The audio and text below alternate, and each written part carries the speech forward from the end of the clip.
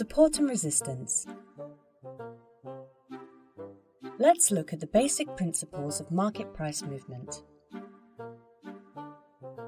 For a technical analyst, all financial market price movement is based upon the underlying principles of support and resistance. Support and resistance can be explained quite easily. Support stops the market price from moving downwards, and resistance stops the market's price from moving upwards. The key principles of support and resistance apply identically to every market. For instance, indices, individual stocks, commodities, currencies, and so on and so forth. They also apply to every time frame, whether it be weekly, daily, hourly, or by minute. The interaction of the market price with the support and the resistance across all of the different time frames, and singularly in each time frame, causes the market price to move in specific patterns that can be easily analysed, even for a beginner.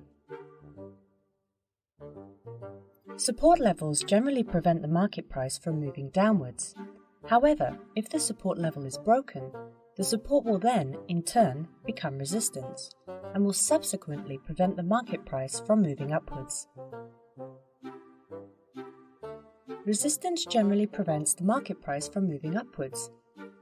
If the resistance level is broken, the resistance will then, in turn, become support, and will subsequently prevent the market price from moving downwards. Support and resistance levels are not exact numbers, and you need to keep this in mind. You may come across a support or resistance level that appears to be broken, but later you may understand that the market was testing it. The market can often test a level of resistance or support without breaking it, and this means that the area of resistance or support is stronger. Round numbers of support or resistance levels are considered strong levels from a psychological point of view and can often affect you as a trader. For example, levels of support or resistance such as 1.200, 2.500, or 1.500